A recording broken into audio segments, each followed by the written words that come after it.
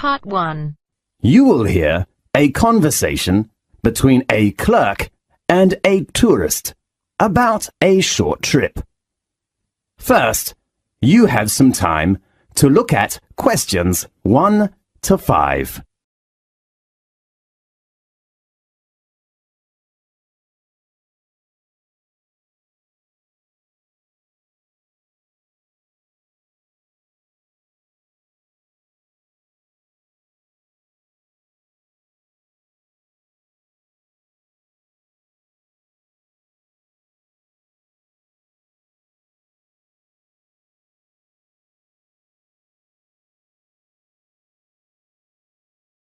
Listen carefully and answer questions 1 to 5.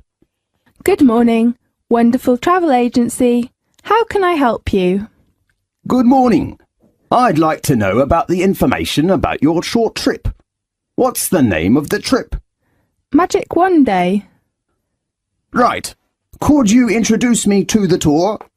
Of course, and we will give you a 5% discount if you book the latest trip. Fine. When is the next one going? We have a trip every Saturday, which usually departs at 8 o'clock in the morning. And when will we come back? About 6 o'clock in the afternoon.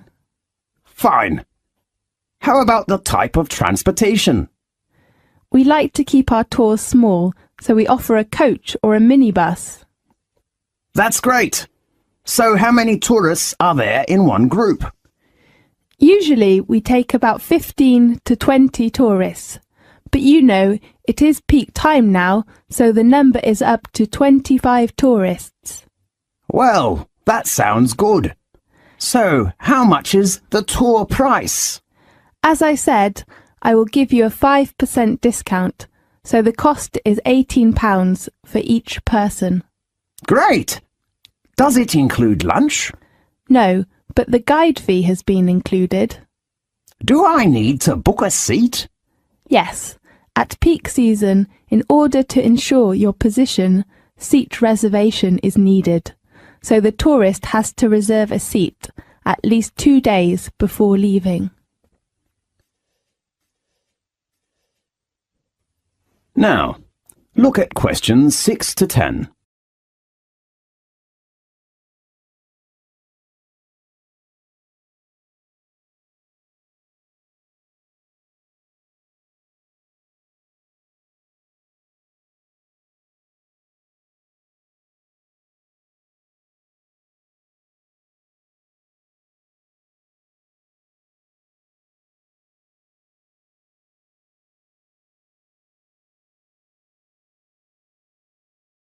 Answer the questions 6 to 10. OK, and how about the deposit? You don't need to pay any fees in advance. Fine. How about payment? Cash or credit card? Because we collect money just before departing, the only payment we accept is cash. Fine. I see. That's okay. And let me confirm you with your customer reference number. Fine. That is FC864. Right, I'll write it down. How about other things do you want to know? Yes. I'd like to know what attractions we will visit during the tour. Well, let me check the time schedule. We will start at 8 o'clock and will arrive at Edinburgh about 10 o'clock. The first resort we will visit is Old Castles, the most famous Scottish castles. It is the home of the Scottish crown jewels, the oldest royal regalia in Britain. Well, may I take photos? Of course.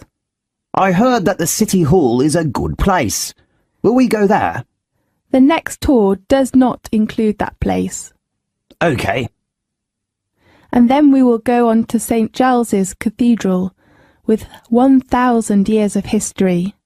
It is renowned for its stained glass, regal organ and beautiful thistle chapel. Great. Is it near to the zoo? Yes. After lunch you will visit Royal Palace. It is a good place to know about royal family's life, but it has a rule with no photo. Right.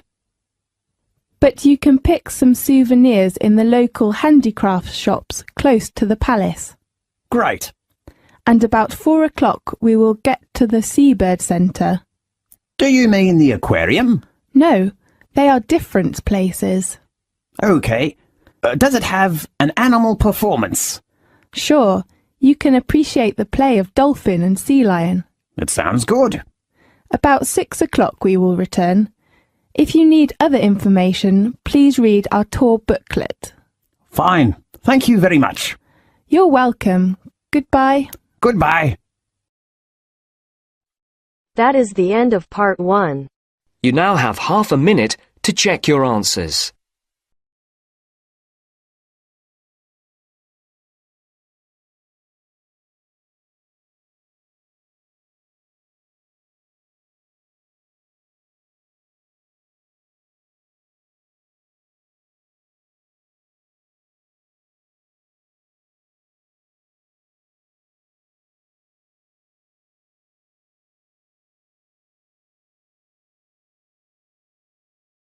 Now turns to part 2.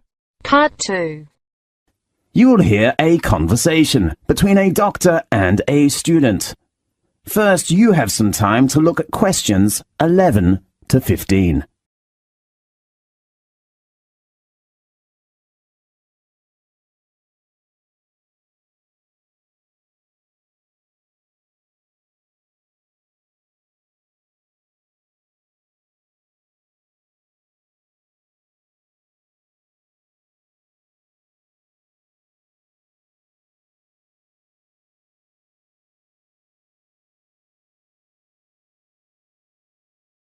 Now, listen carefully and answer questions 11 to 15.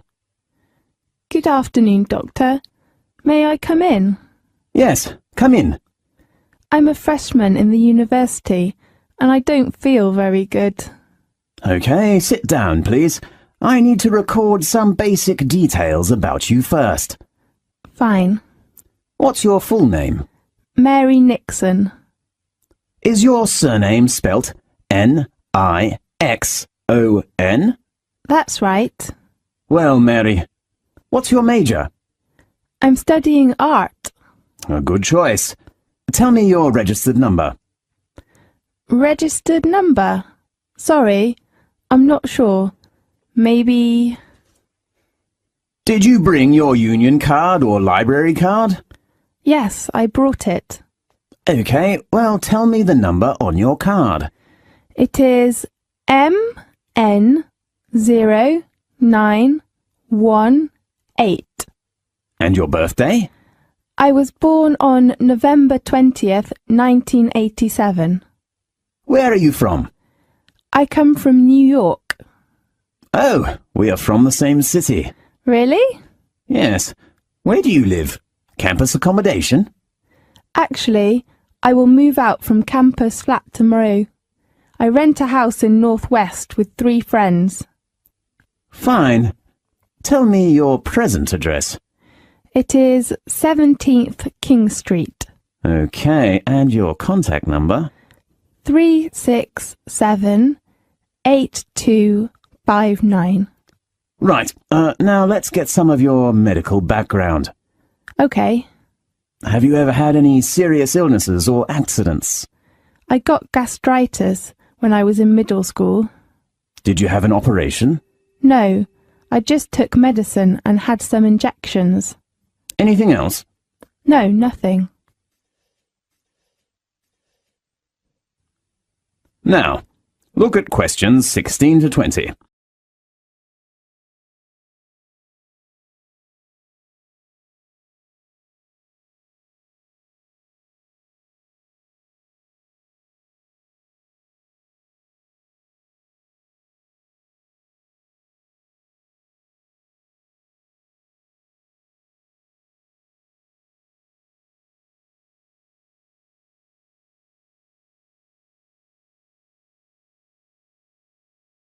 Answer the questions 16 to 20.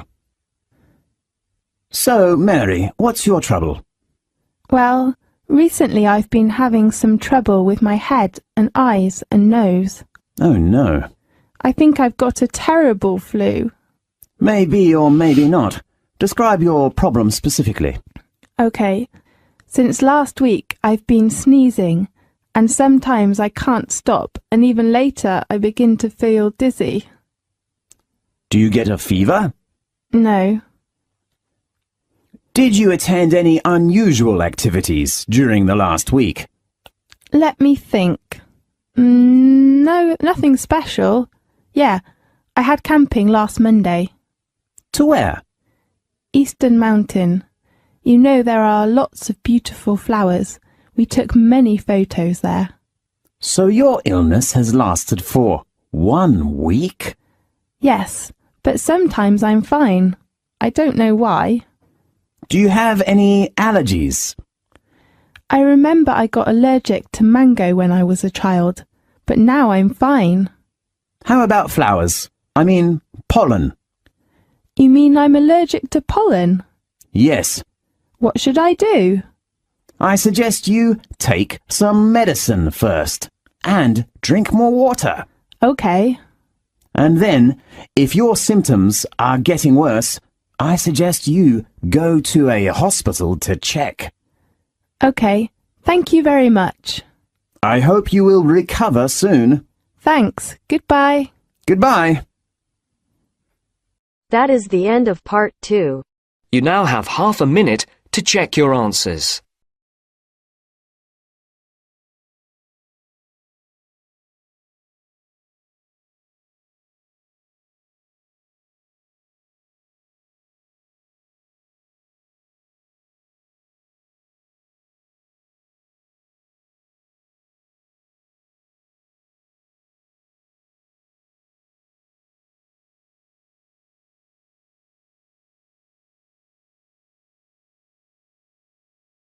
Now turns to part 3.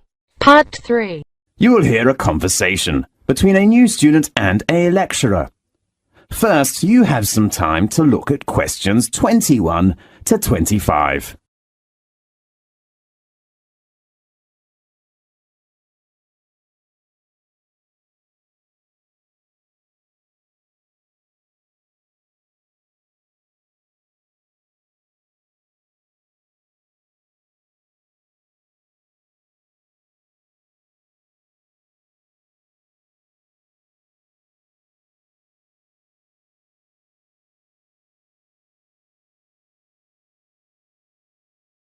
Now listen carefully and answer questions 21 to 25.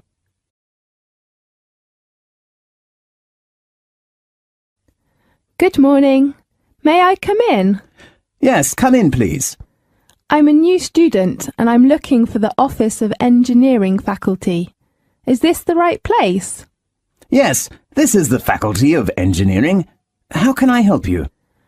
I know there was an orientation meeting last Friday, but I didn't attend that meeting.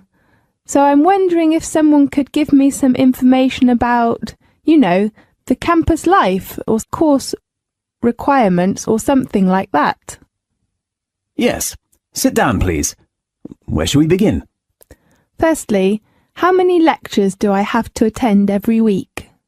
There are not too many lectures of postgraduate courses. Let me check. Oh, you have lectures on Monday, Wednesday, and Friday afternoon, from 2 p.m. to 4 p.m. How often do I have to attend seminars in a week?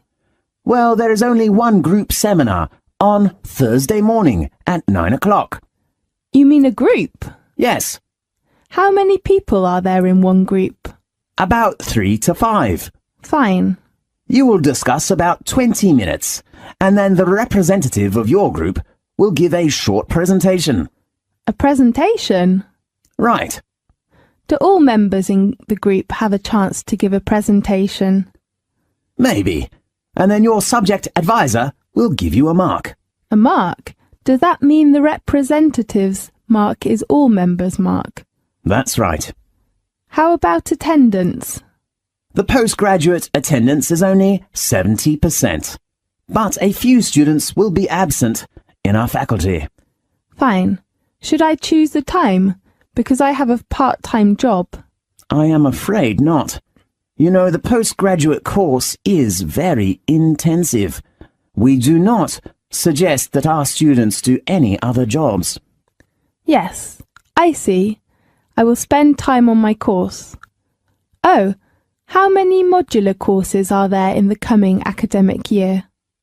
You have 3 modular courses from September to June next year. Okay. Now, look at questions 26 to 30.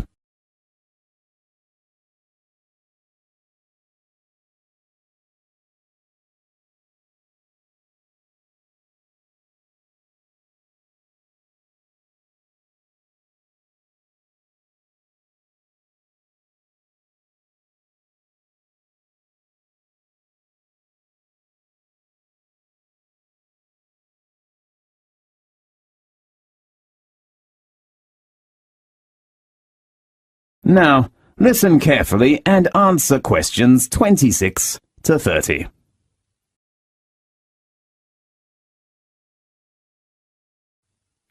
Anything else I can help you with? I'd like to know some information about the course assessment. Well, beside presentation, you will have an exam at the end of the term. An exam? What type of exam? It's an open book exam. Fine. But your main assessment is the assignment. You mean homework? Yes, you will have to write an assignment with 6,000 to 7,000 words every month. 6,000 to 7,000? Yes. Oh, how about the topic? Your tutor will give you some advice on the topic based on some course handouts or reference books, but you have to narrow the topic by yourself. So can I choose the topic of essay by myself? Yes, of course. Great. You must pay attention to your essay deadline. All assignment work must be handed in before the deadline your tutor gives you. When should I visit my tutor? You should check your tutor's name and contact number on our website. Fine. Do you have a library card? No, I have not applied for one. I think you should register for a library card first, because you need it when you borrow reference books from the library. Okay, I will apply for one tomorrow morning. Anything else? The last thing is, how can I get my username and password for our university's website? First, you should go to the computer centre to register, and then they will give you a username and password. That's fine. Thanks for your introduction. You are welcome. See you later. See you. That is the end of part 3. You now have half a minute to check your answers.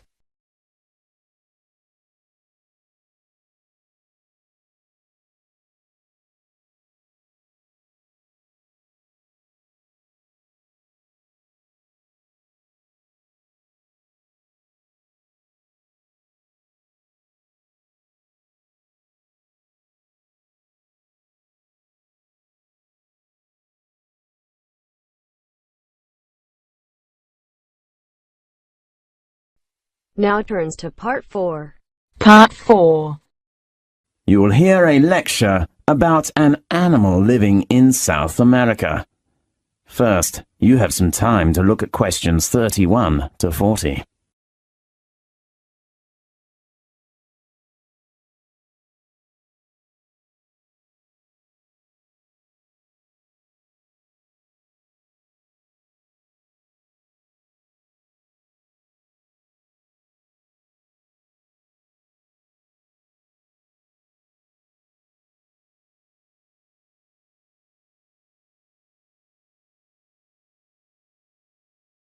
Now listen carefully and answer questions 31 to 40. Welcome to Magic Animal Time. Today I'd like to give you an introduction to a magic animal called sloth. Native to Central and South American rainforests, the sloth is the slowest animal on Earth. It needs 12 seconds to finish one step even slower than a tortoise. Algae grows on its brown, furry back because of its inactive lifestyle. Even the fur of sloths is adapted to their lifestyle. Sloths usually hang upside down, so their stiff, wiry fur grows differently from the coats of most mammals. Horses' hair, for example, grows from the back, so rainwater will run off. Below this tough top layer, a dense downy layer of hair provides additional protection from pesky insects. The greenish cast of the sloth's shaggy fur is caused by symbiotic algae that grow in grooves running along the length of each of the mammal's outer hairs. The sloth hosts the algae, and the algae return the favor by providing nutrition that the sloth either ingests by licking its fur or absorbs through the skin. The grayish-green color makes the sloth look just like a clump of dry leaves hanging from a branch. The perfect jungle camouflage. And the longer a sloth lives, the greener it gets. Sloths have a short and flat head, a snout that is short in length, big round eyes, long tree-climbing legs, a stubby tail, and small ears. And though some have called them ugly, they have the cutest face that looks like they're always smiling, just like a koala in Australia. Sloths spend most of the day sleeping, curling up in a tree notch or hanging from a branch with all four legs closed together, their heads tucked between their front legs. People seldom see them much move, even when they are awake. Only at feeding time, sloths move more slowly and carefully, hand over and through the treetops, searching for leaves, fruits, and twigs. They even mate and give birth while suspended from their long, curved claws. Sometimes a sloth will die, hanging upside down from a tree limb, and remain so after death, until they decompose or are forcibly removed. Why do sloths have such an unusual lifestyle? It's the strategy they evolved to survive as tree-dwelling plant eaters in a place with many predators. Most domestic herbivores, such as cattle, horse, and sheep, graze all day long. Because they feed on nutrient-poor vegetation, they must eat almost constantly. Sloths are also classified as herbivores, and their diets are also low in nutrition. But rather than munching all day long, they have become masters at conserving energy. As any athlete knows, maintaining muscle requires large quantities of food energy, far more than a sloth's vegetarian diet can provide. Sloths are relatively inactive and usually spend most of their day hanging upside down, so they can get by with half as much muscle mass as similar-sized mammals. Hence, they don't need to eat too much. In addition, because of heavy muscle, sloths weigh far less than other mammals. This makes it possible for them to climb on thin branches high in the tropical forest canopy, where they can more easily find food and avoid heftier predators. Keeping a high body temperature also takes energy. Sloths fulfill this need by maintaining a lower average body temperature than other mammals. Dogs, cats, horses, sheep, and cows all have average body temperatures between about 100 and 103 Fahrenheit, but a sloth's average body temperature is about 93 degrees Fahrenheit. Equally important, a sloth's body temperature fluctuates with the surrounding temperature. Like snakes and frogs, which are cold-blooded creatures, a sloth's body temperature is highest on warm, sunny days and lowest at night and on rainy days. Sometimes, a sloth takes a sunbath in the morning, warmed up. Then, during the hottest times of day, it hides in the shade so it won't overheat. During a 24-hour period, a sloth's body temperature may vary as much as 10 degrees Fahrenheit. If the body temperature of a person, a cat, or a dog varies just 5 degrees Fahrenheit, it can be life-threatening. Because sloths have difficulty moving over land, they spend most of their time in the trees. They can get just about everything they need high above the forest floor, even water, which comes from eating juicy leaves and licking up drops of morning dew. Short bursts of feeding, followed by long periods of inactivity, make sloths less vulnerable to large raptors, such as harpy eagles and other carnivores, such as ocelots. As long as sloths remain perfectly quiet and still, they're nearly impossible to detect. At feeding time, a sloth reaches out, grabs an overhead branch with its flexible feet, and tugs until the food is within reach of its long tongue, After pulling the vegetation into its mouth, the sloth clips the leaves with its hard, tough lips and slowly grinds them with a large, peg-like teeth. A sloth digests its food just as it does everything else. Very slowly. People usually digest their food in about a day, but sloths can take about a month to finish the process. As soon as a sloth swallows a mouthful of pulverized plants, the bacteria in its stomach and intestines begin breaking down the food. It takes many hours for the bacteria to digest the tough plant material that makes up a sloth's diet. Only then can the sloth absorb the nutrients it needs to live and grow. So, do you have a new understanding about the slow but not lazy animal? Next week, we will talk about... That is the end of part 4. You now have half a minute to check your answers.